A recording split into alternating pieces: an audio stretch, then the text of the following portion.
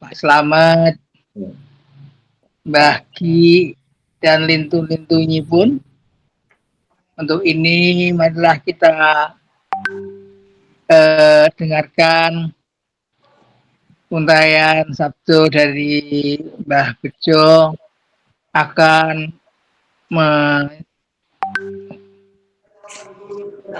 memberi pencerahan pada kita tentang dimensi kesadaran.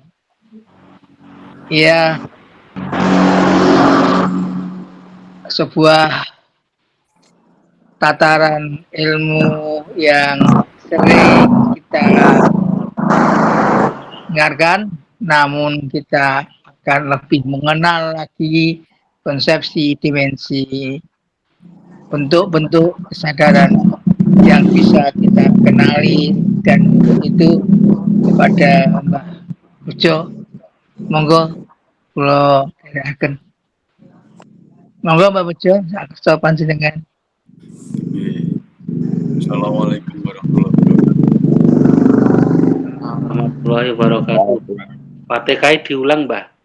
Ya, suaranya sepeda motor terlalu kuat.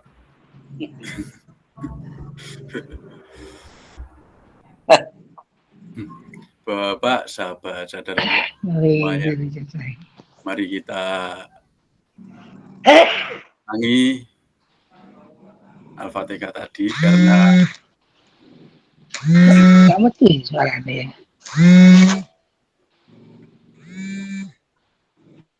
masih trouble, masih kredit.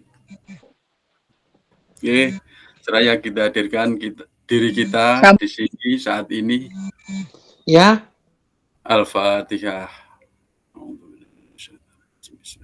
Bismillahirrahmanirrahim. Alhamdulillahirabbil alamin. Arrahmanirrahim. Maliki yaumiddin. Monggo dari akan Pak Bejo.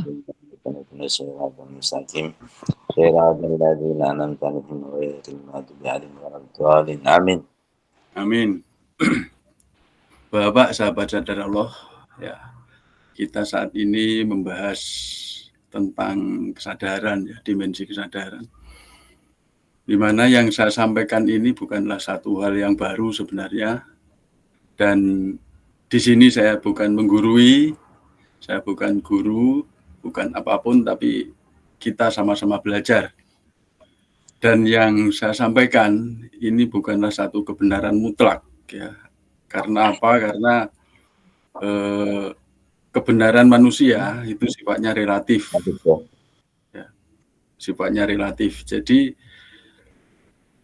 kesadaran, dimensi kesadaran yang saya sampaikan di sini berdasarkan pengalaman dan pemahaman yang saya peroleh atas dasar pengalaman tersebut. Jadi dari pengalaman saya memperoleh pemahaman. Ya, otomatis kita semua sudah mengalami, sebenarnya di sini kita sudah mengalami. Karena apa? Karena kita sudah tidak asing lagi dengan namanya zikir nafas sadar Allah, yang mana itu merupakan satu habit, satu kebutuhan, di mana kita ingin kembali pada sang sumber kesadaran, ingin kembali pada sang kholik pada suatu saat nanti. Pada saatnya kita mati, kita insya Allah bisa husnul khotimah. Jadi konsepnya di sini ada innalillahi wa inna ilaihi rajiun. Jadi kita kembali pada Allah. Kembali pada Allah itu adalah sebuah perjalanan. Otomatis ada tahap-tahap, ya, tahap-tahap perjalanan yang harus kita lalui. Ada pos-pos perjalanan yang harus kita lalui. Kita di sini jelas diri kita ini ada 3 layer, ya. Kita terdiri dari jasad, jiwa, dan ruh. Di mana jasad ini merupakan satu materi, ya, merupakan satu materi sekaligus merupakan satu wadah. Jadi jasad itu wadah. Kalau ada wadah, mesti ada isinya. Nah, ibarat satu produk mesti ada wadah, ada isinya. Nah, isinya itulah yang sebenarnya sangat esensi. Isinya sangat esensi. Jadi kita membeli roti itu bukan beli wadahnya, tapi beli rotinya. Wadahnya bentuk apapun itu hanya sekedar kemasan. Nah, melihat itu, ketika diri kita itu ada jasad, ada roh, ada jasmani, ada rohani. Esensinya itu pada rohaninya, pada isinya. Karena hakikatnya kita itu adalah, pada dasarnya kita itu adalah rohani itu. Kita adalah cahaya dari Allah. Nah, di mana dalam An-Nur ayat 35 ya, Allahu nurus samawati wal ard. Allah itu cahaya. Nah, kita itu percikan cahaya. Itulah yang kita sebut ruh.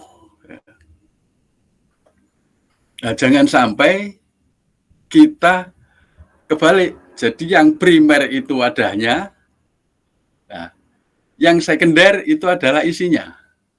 Nah, ini kita sering kebalik. Dalam kita berzikir nafas pun, kita pertama adalah melewati jasad. Kita pertama melewati jasad. Menyadari nafas. Hembusan angin masuk, hembusan angin keluar, itu kan jasad.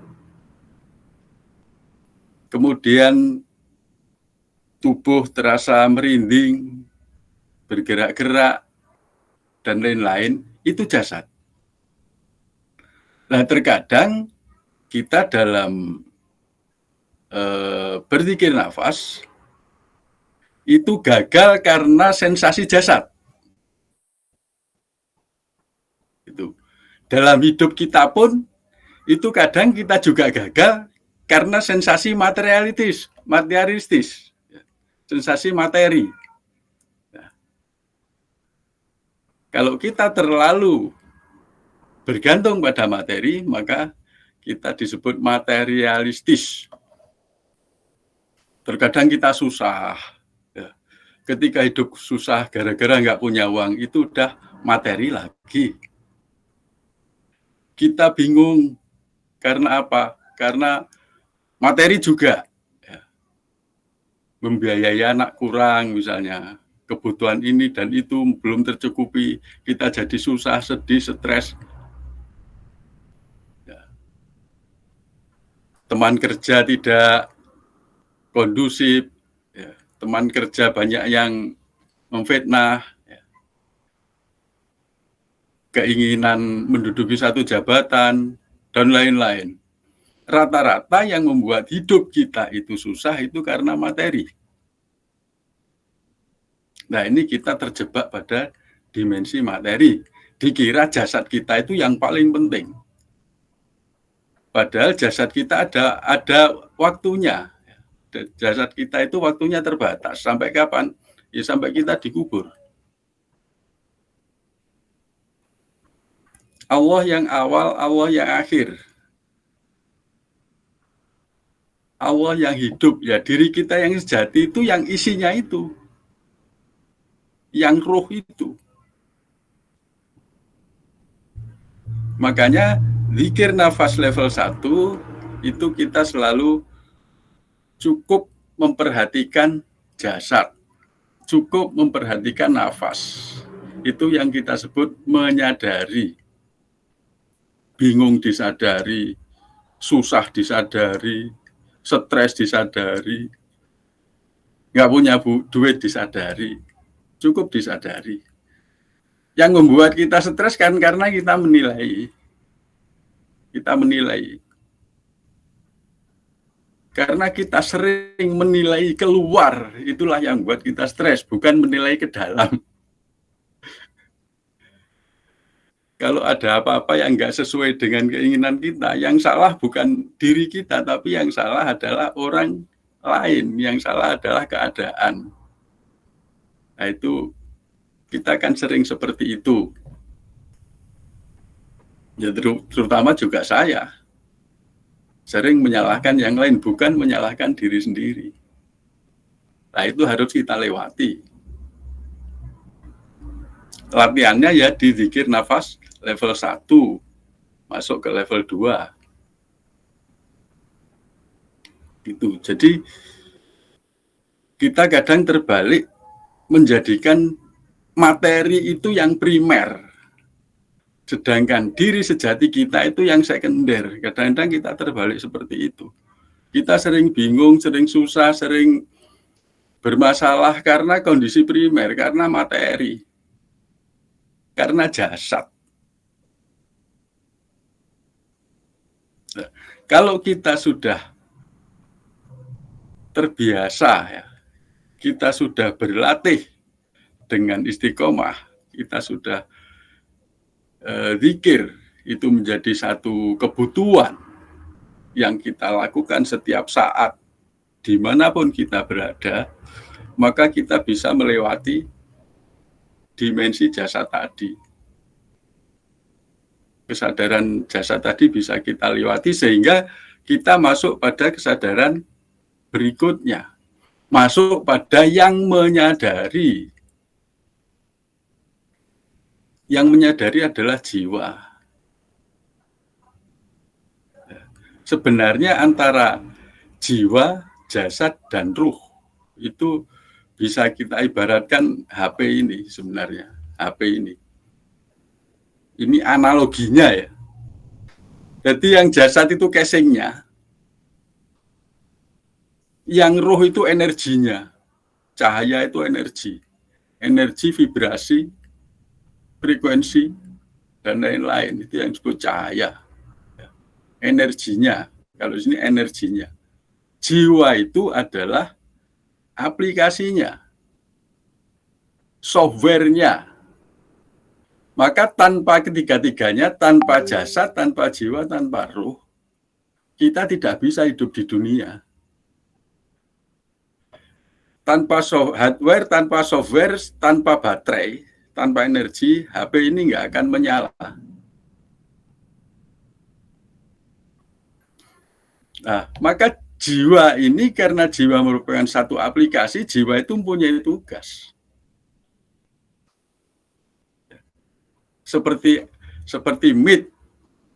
MIT ini punya tugas. MIT ini sesuai dengan proporsinya, bisa untuk untuk telepon, bisa untuk video call, bisa untuk meeting dan lain-lain.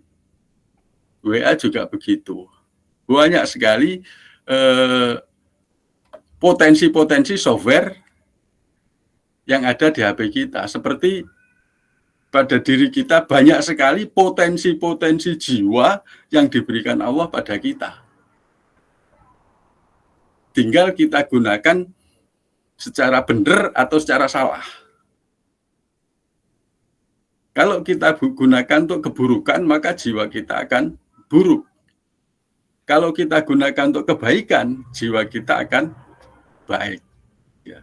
Maka membersihkan jiwa itu sebenarnya dengan berbuat kebaikan.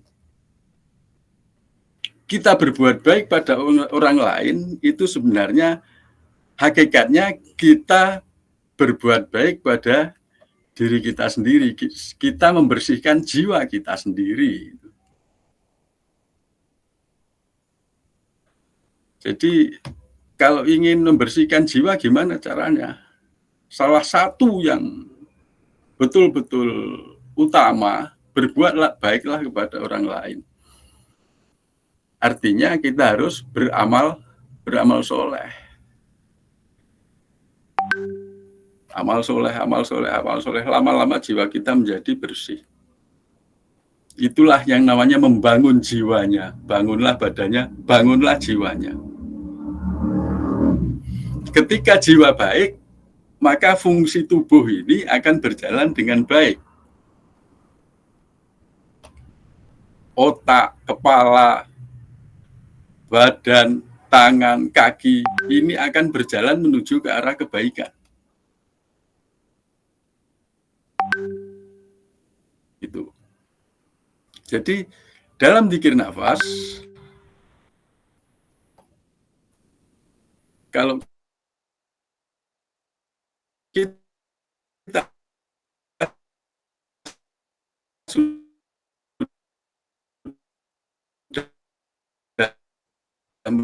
Gangguan Pak Bejo, suaranya nggak muncul.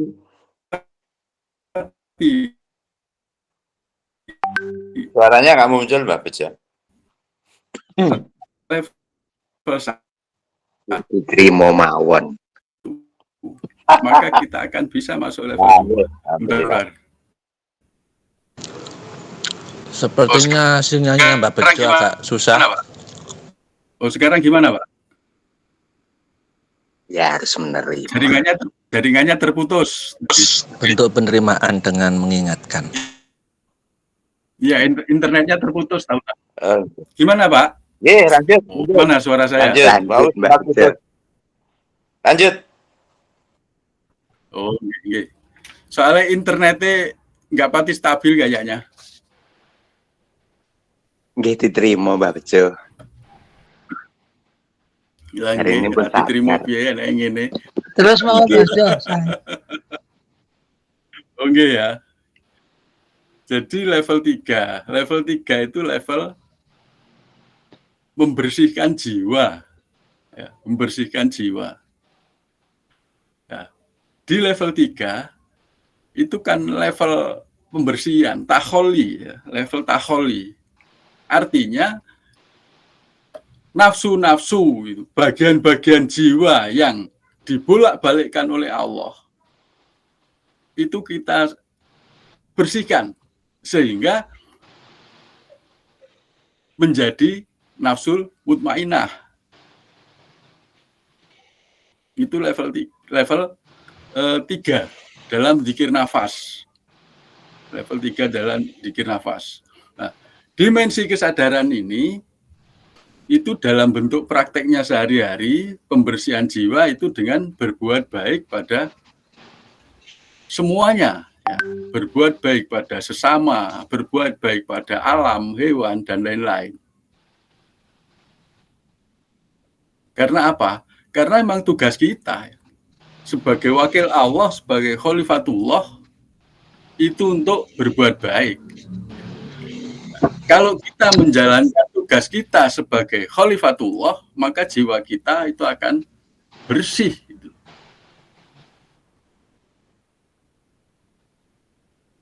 Jiwa kita akan bersih. Sebaliknya, kalau kita sering, jiwa kita akan kotor.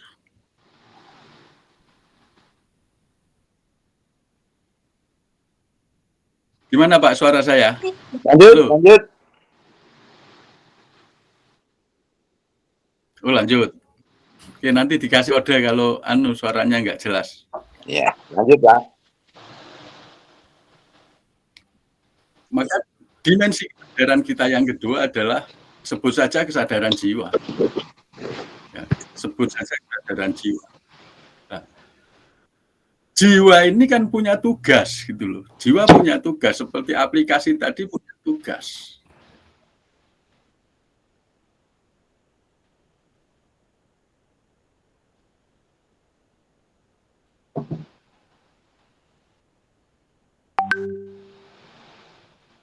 Tugas ini ada batasan waktu.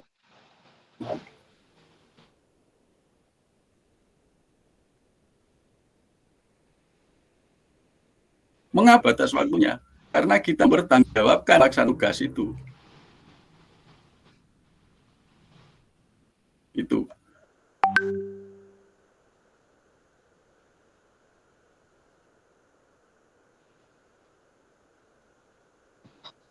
Jadi setianya kita ini langsung bertanggung jawab tugas akan kerjakan dengan baik atau tidak.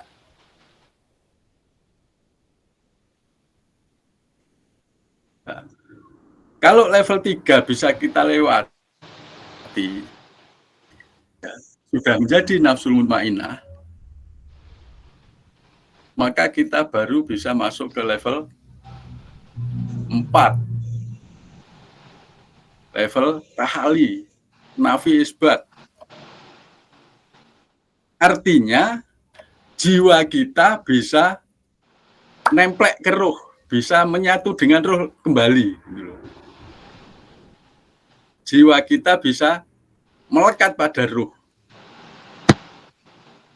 Akhirnya dengan mengalami muncullah kesadaran bahwa yang ada hanya Allah, yang ada hanya kekuatan Allah. La ilaha illallah, la haula wa la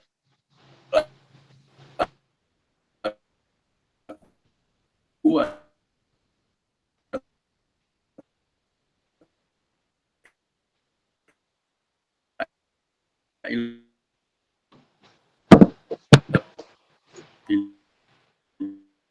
illa billah.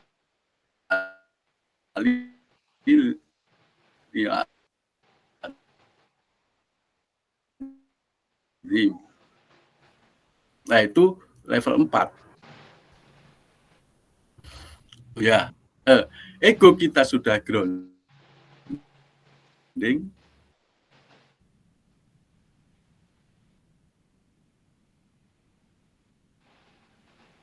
Kemudian jiwa sudah nafsul mutmainnah, jiwa level 4, dan kita dari pengalaman masuk level 4 kita menyadari bahwa yang ada hanya Allah, yang ada hanya kekuatan Allah. La ilaha illallah, la haula wa la quwwata illa billah. Nah, begitu seterusnya sampai kali. Level 4 ke atas inilah yang disebut dengan kesadaran ruh, ya, yang saya sebut saja kesadaran ruh. Itu.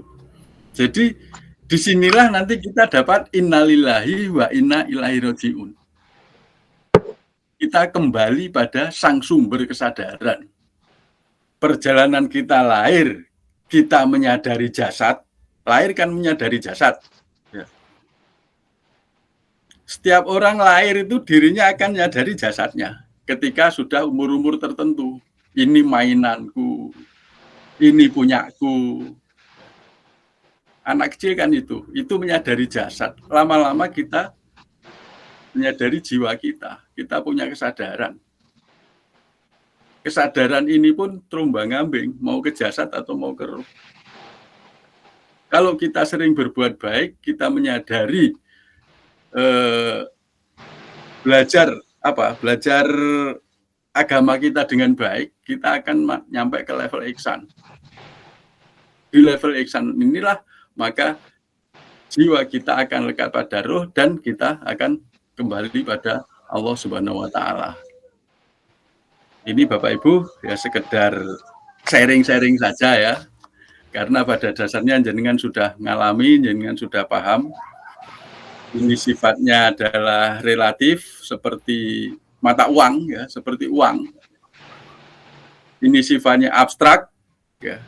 Setiap orang punya konotasi sendiri ya.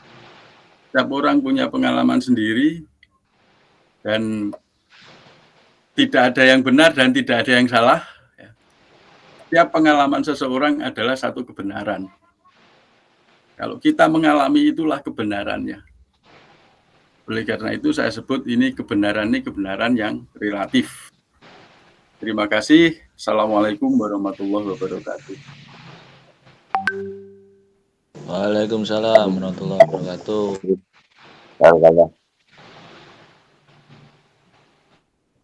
Pak Jain.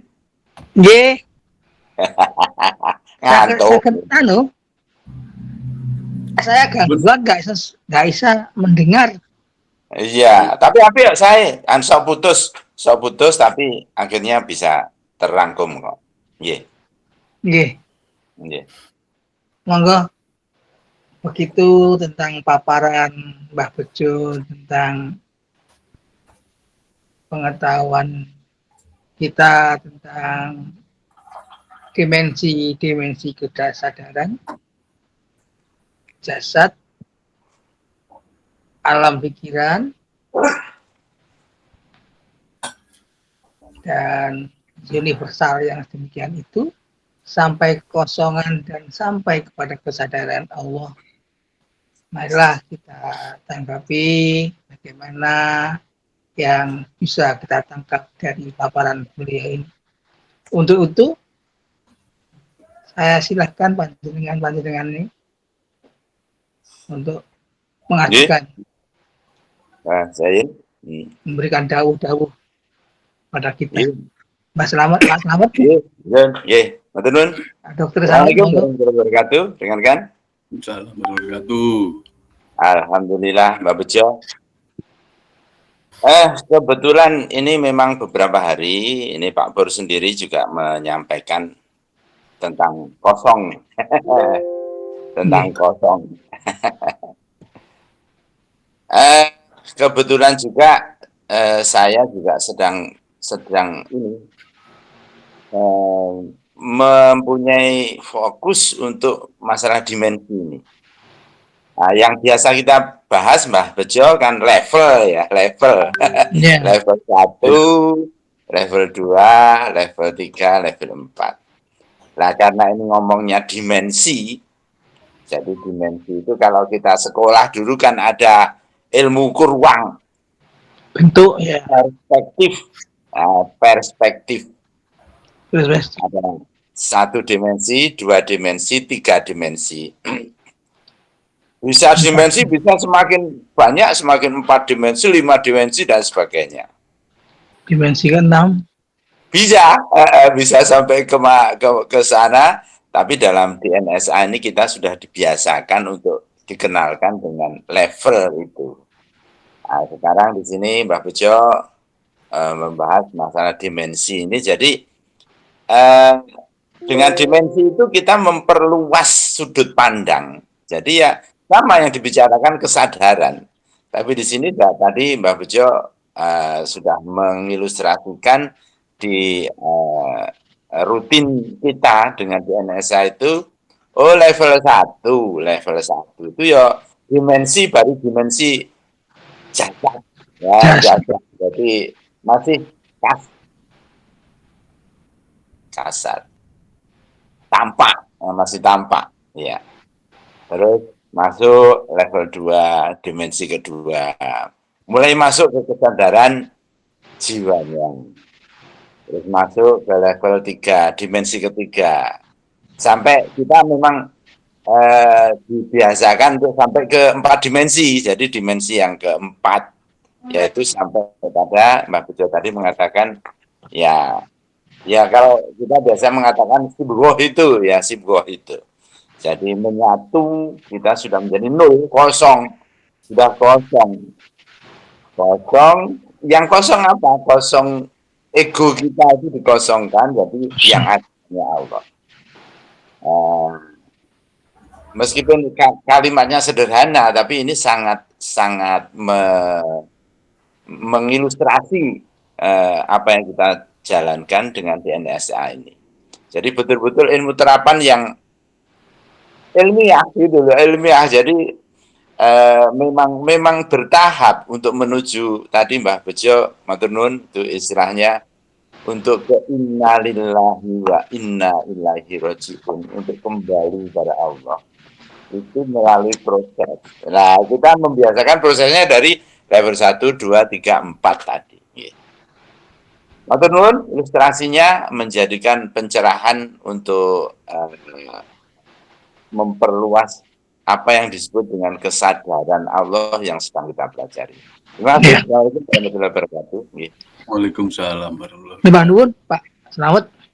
Monggo Mbak Bejo pun penjelasannya tentang apa yang disampaikan Pak Slamet.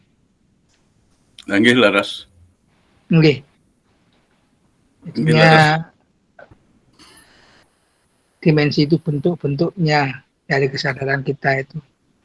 Ya, memang kalau ya, dari bawah sampai dengan mengerucut luas sampai sadar Allah. Monggo Mbak Kipe dan enten dawuh.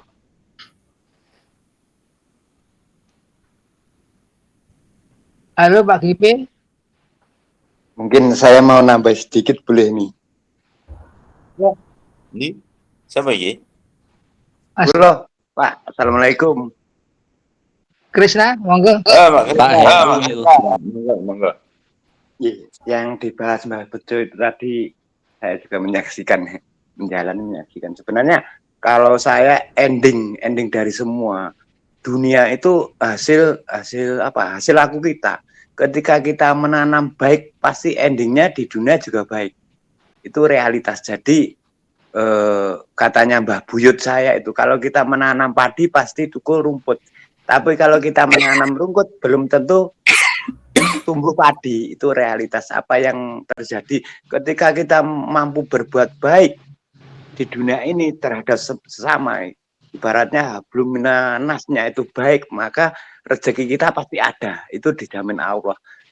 Kalau kita menanam baik juga kepada Allah, sebagai hablum minallah, itu baik, maka semua itu ndak ada kesulitan. Karena apa? Karena semua itu saya rasakan itu dimudahkan, itu difasilitasi. Allah itu sangat memudahkan sekali, cuma kita berani all out atau enggak, keyakinan kita. Dalam arti keyakinan kita kadang kan pola pikir kita yang mempengaruhi dalam meyakini ke Allah. Kadang engko gek mangan sate iki engko gek kolesterol ya, gitu kan kita ndak bisa mensyukuri. Memang bisa menjadikan kolesterol kalau kita makan yang berlebihan, itu sesuai Dewi Rasulullah itu. Itu aja yang perlu saya tambahkan, dan kita perlu penekanan itu apa ya? Yang seperti Mbak Bejo katakan tadi, berbuat baik dan berbuat baik. Nanti endingnya pasti positif di dunia. Nggih, matur mbangun, bae wonten salah klintu kula nyuwun ngapunten. Assalamualaikum warahmatullahi wabarakatuh. Waalaikumsalam. Waalaikumsalam warahmatullahi wabarakatuh. Assalamualaikum warahmatullahi wabarakatuh. Waalaikumsalam. Waalaikumsalam Wabarakatuh. Suara saya jelas ya, Pak Dokter. Bagus, sip. Sip. Dan ini hanya menambah saja, guru saya ada di sini, Pak Bejo. Sehat selalu, yang penting. Ini Amin. Kalau dari saya loh, dari pendapatnya Mbak GP, itu yang diaturkan Mbah Bejo ini adalah perspektifnya itu hakikat. Tapi kalau yang di sini tadi Mas apa ini tadi, Mas yang baru ngomong itu tadi, Mas Heru. ini ayo itu Mas Heru atau Mas Kena siapa yang baru tadi itu yang menanggapi dimensi syariat. Sekarang syariat jelas Pak, yang baik mesti apa ini.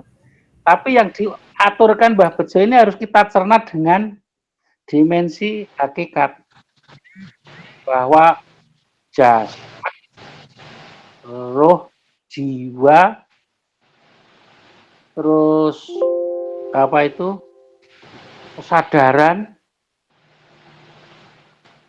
Dari kesadaran ini ada nyawa, ada istilahnya kan beda-beda.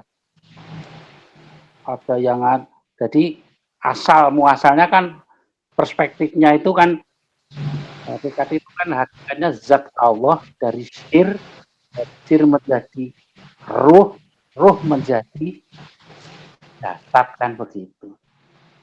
Jadi perbuatan Allah itu kan melingkar gitu.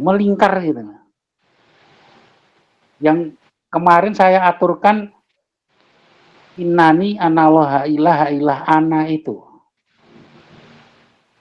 Jadi yang diaturkan, jadi kalau kita nanti mencerna zikir pernapasan itu dengan syariat kok enggak jalan. Harus dengan hakikat, bahwa hakikat napas itu apa? Napas itu adalah sirnya Allah atau rohnya Allah yang berupa napas, yang waktu pertama kali itu wa nafahtu min ruhi itu. ditiupkan itu napas itu. Ditiupkan dari napas itu, akhirnya napas inilah menjadi tangga, tempat berjalan kita untuk menuju Allah dengan kesadaran.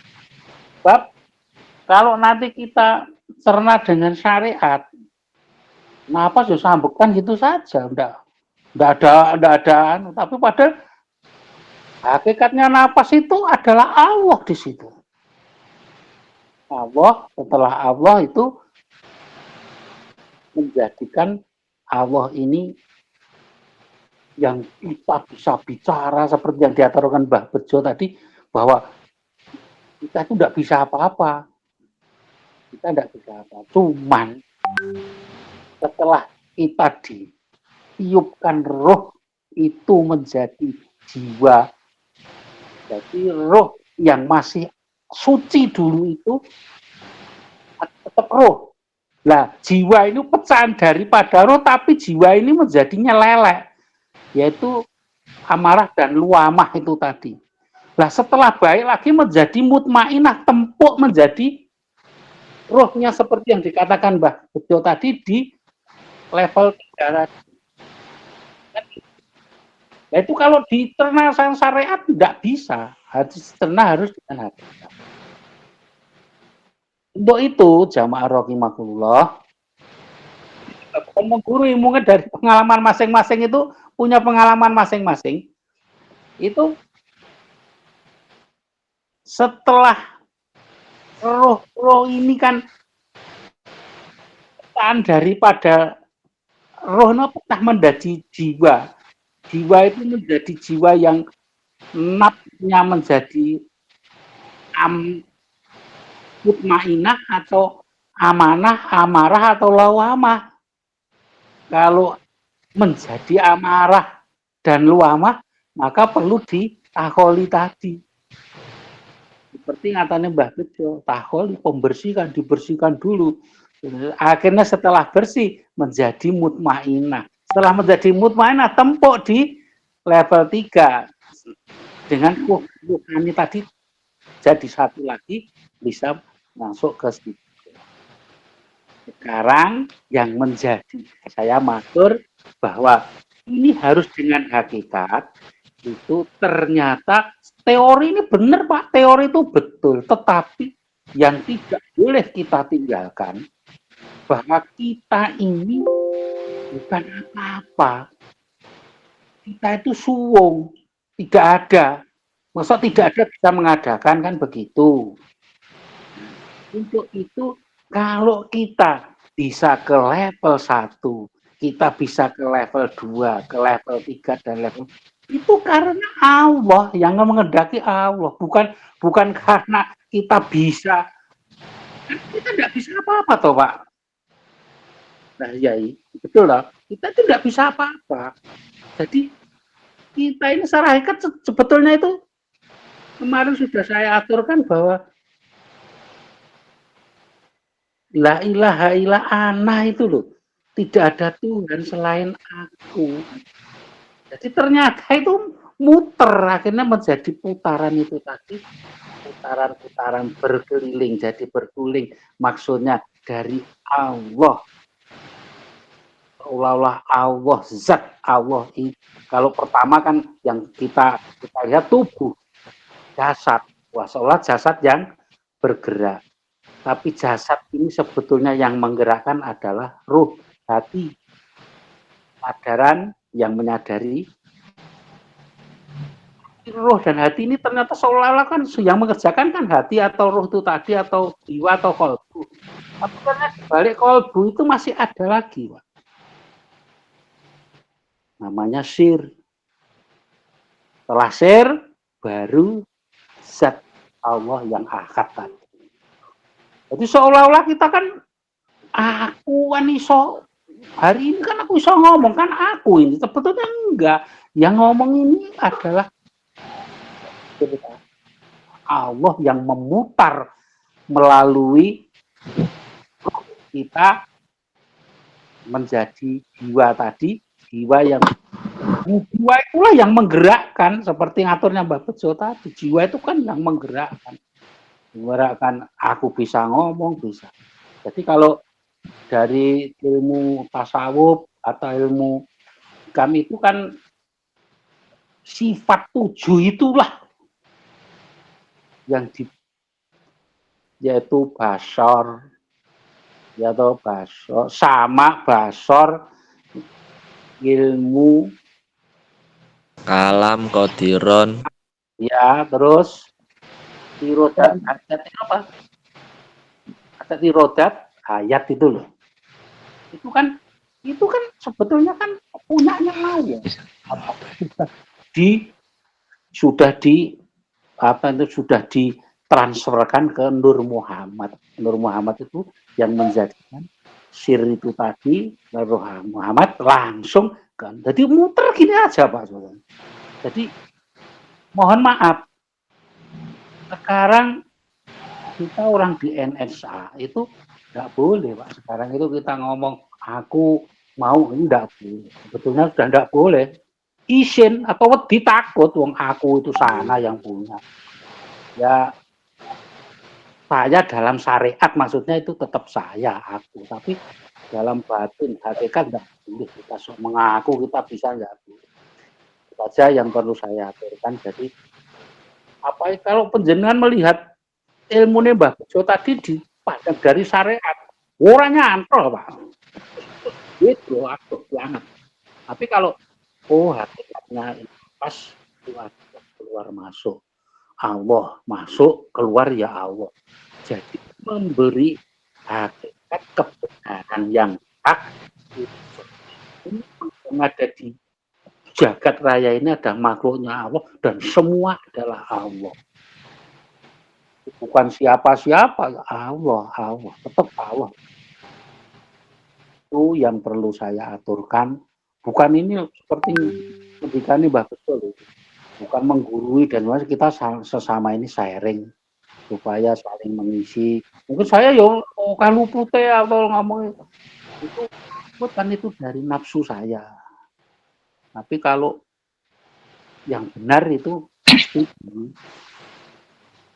mutmainah itu tadi yang ngandani itu mesti benar.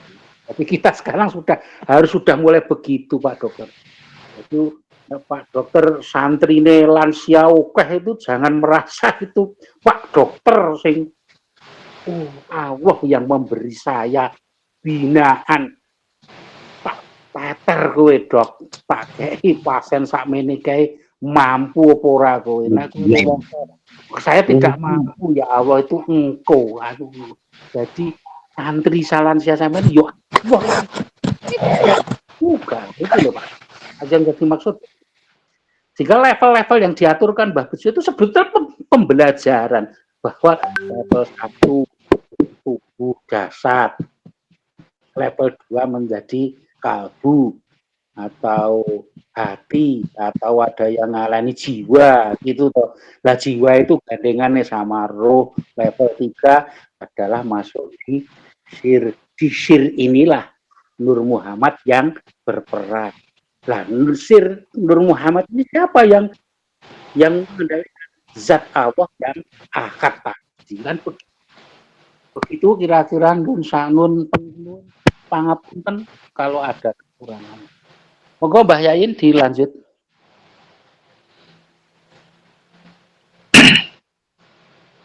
Iya Pak Ki, apa yang disampaikan memperjelas pemahaman kita di mana kita sedang introspeksi diri. Sudahkah kita melaksanakan melakukan semua itu hanya karena Allah yang melakukannya, bukan kita, bukan siapa-siapa. Selanjutnya ada yang akan menyampaikan. Mbak. Mas Doni, Monggo Pak Slamet. Nggih, tambahan.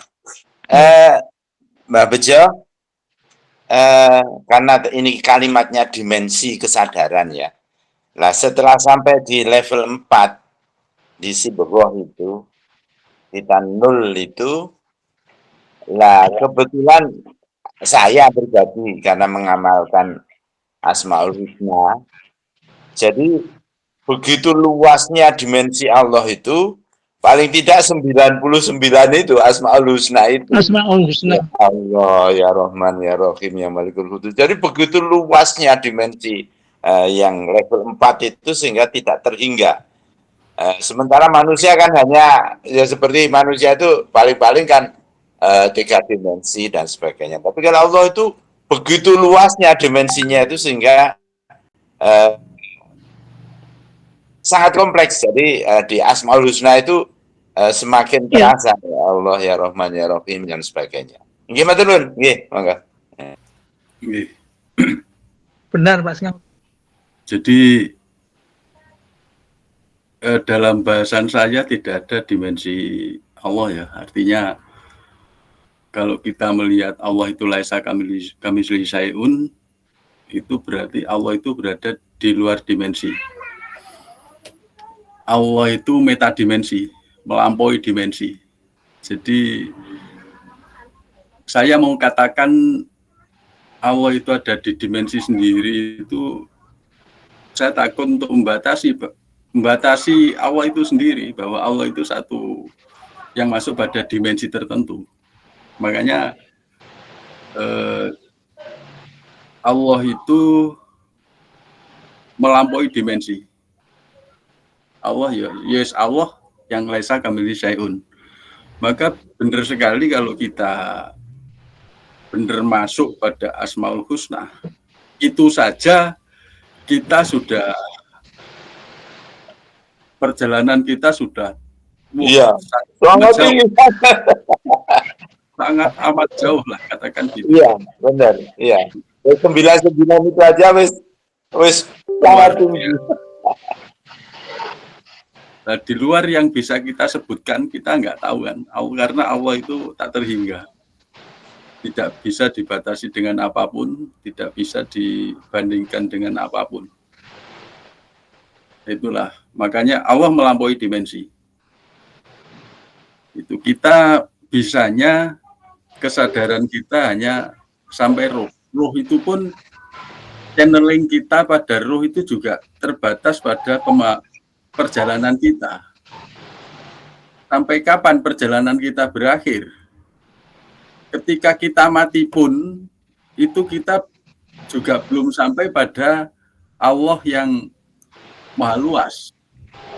Artinya mungkin kita sampai pada ujung-ujungnya ya.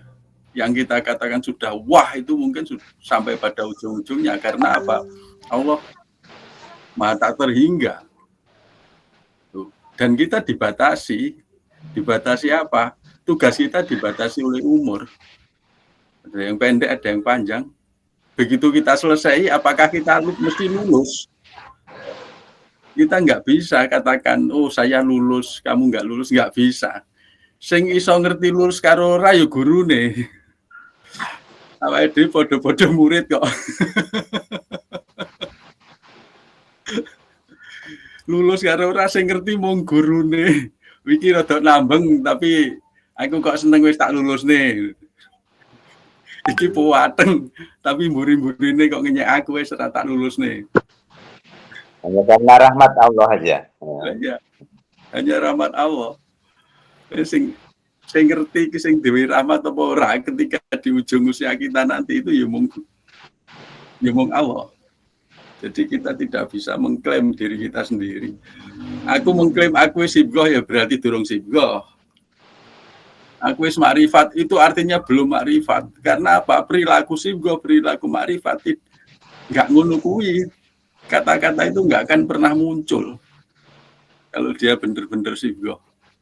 Dia benar-benar makrifat. Kata-kata itu enggak akan pernah muncul. Itu munculnya dari ego.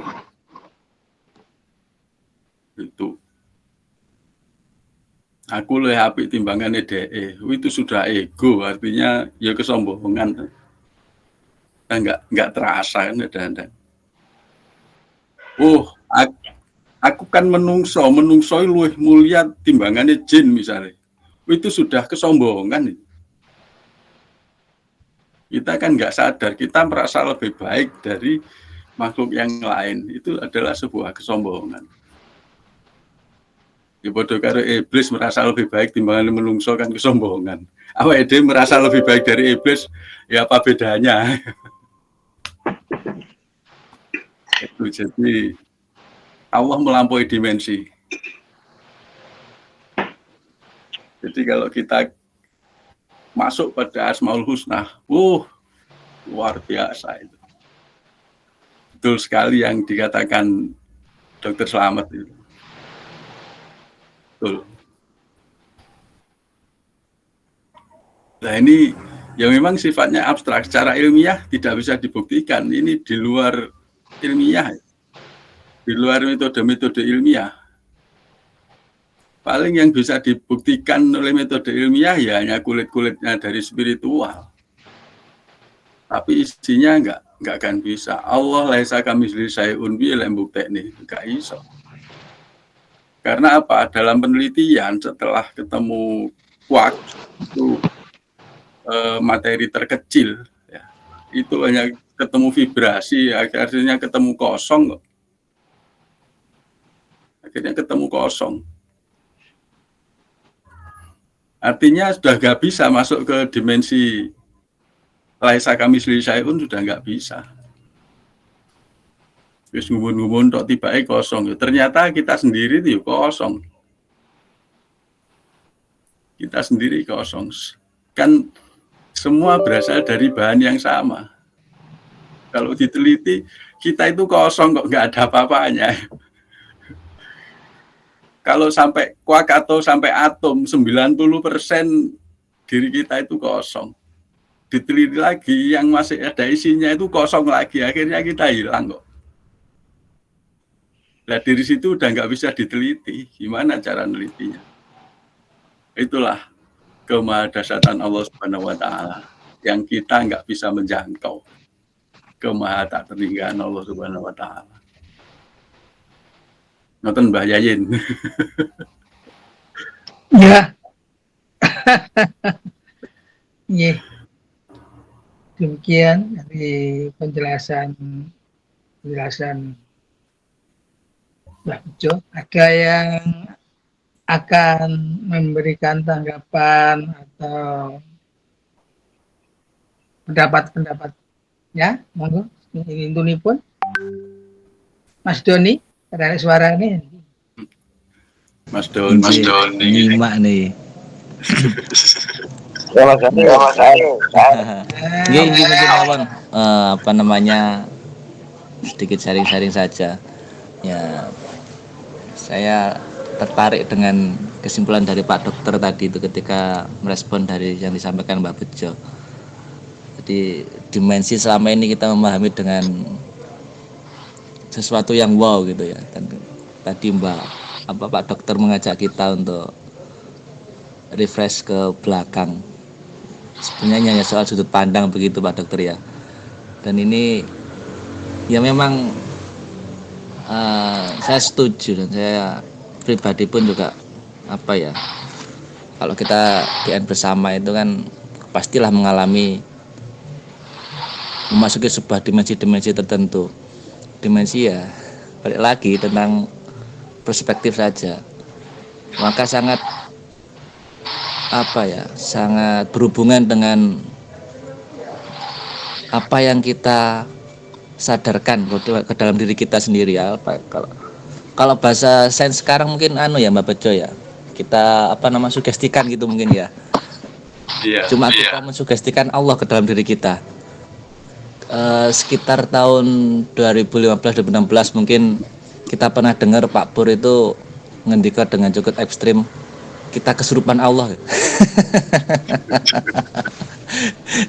Nah artinya kita belajar untuk memberikan ruang agar Allah bertajalli dalam diri kita, sehingga kita benar-benar murni, yang kita lakukan itu benar-benar zero, bukan karena kita, benar-benar Allah. Jadi ketika kita ngomong ini karena Allah, ya benar-benar karena Allah, bukan karena benar-benar kita sok-sok akon-akon ben keren iki karena Allah.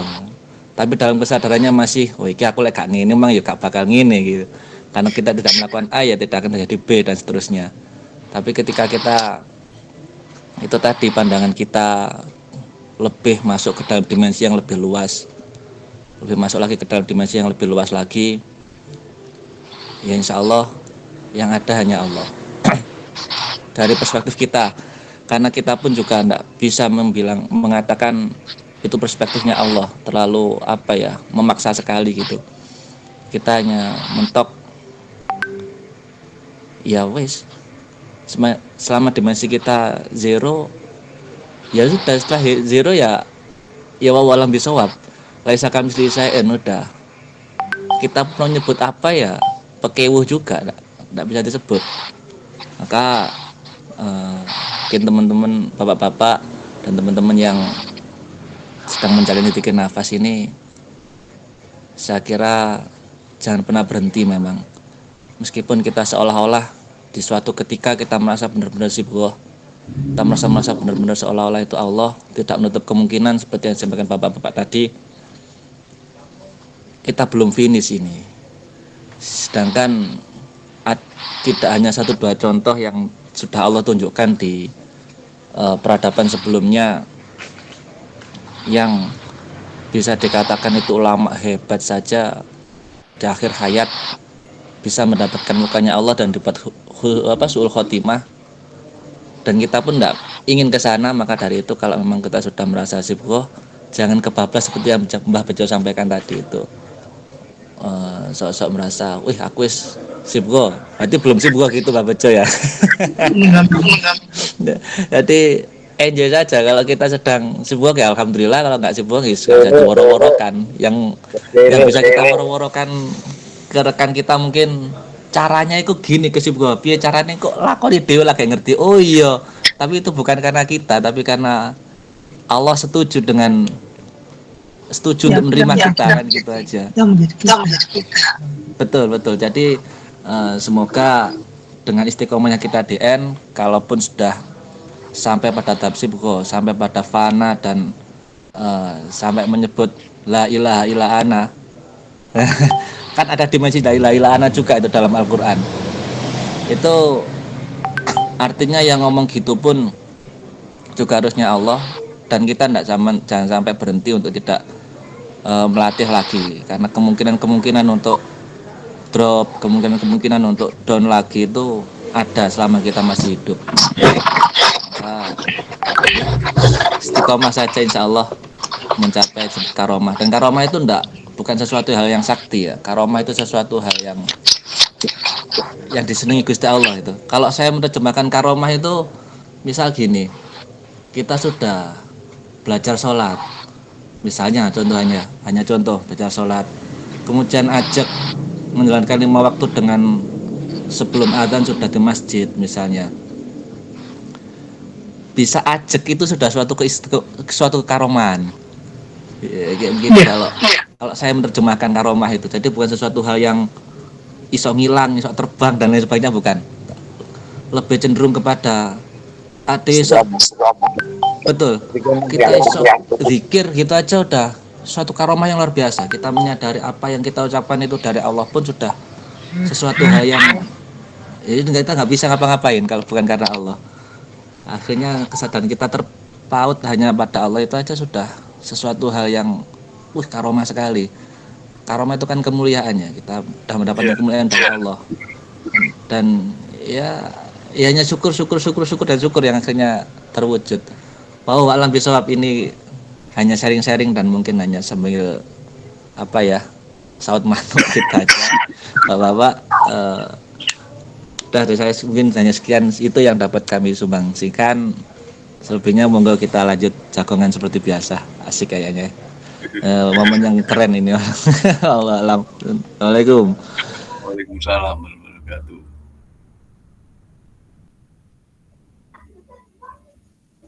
Boleh Sayin? Jamipun dah, jam 09.00. Ada teman-teman yang lain yang akan memberikan pendapatnya untuk memperkaya pengalaman kita pada malam hari ini. Ampun gayeng nih Bang. Ya, saya kira jam kita sudah sampai Ya, 21. Yeah. Untuk ini saya mohon Mbah Bejo untuk menyampaikan kata akhir tentang pertemuan kita kali ini dan sekali menutup acara ini. Monggo Mbah Bejo. Kata akhirnya apa? Baiklah Bapak Ibu, ya semoga pertemuan melalui Meet ini bisa terus ya, bisa istiqomah, karena nyatanya memang silaturahim yang seperti ini itu juga bisa saling memvibrasi sehingga tingkat kesadaran kita ya, itu akan terjaga ya. Kalau nggak naik ya minimal terjaga. Karena apa? Karena sekali tingkat kesadaran kita turun, itu untuk naik kembali sangat sulit. Sangat amat sulit ketika kesadaran kita turun. Oleh karena itu, mari kita langgengkan ya, kita istiqomahkan maksudnya.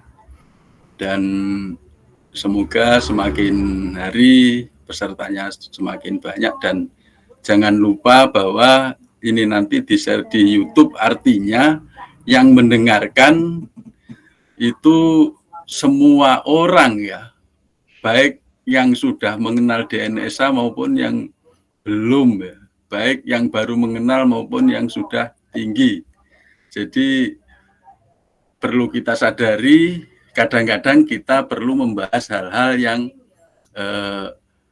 lebih membumi. Kadang-kadang kita juga membahas hal yang melangit. Jangan semua di langit. Nanti YouTube-nya teman-teman yang melihat itu, yang menikmati YouTube-nya nanti wangi ngomong-ngomong gitu. Ya kadang membumi, kadang melangit. Jangan semuanya melangit ya. Ini. Oke, itu saja dari saya. Saya sangat mendukung ya Meet ini, semoga bisa istiqomah kita semua. Amin. Pun bayain.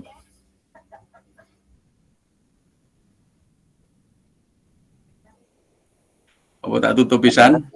Tutup pisan. Monggo tutup sampai insya Allah kita ketemu di seminggu yang akan datang. Semoga Allah selalu memberikan hidayahnya pada kita, memberikan inayahnya pada kita, memberikan rahmatnya, memberikan kesadaran kita yang stabil 24 jam. Saya pribadi dan kami semua mohon maaf apabila ada kesalahan.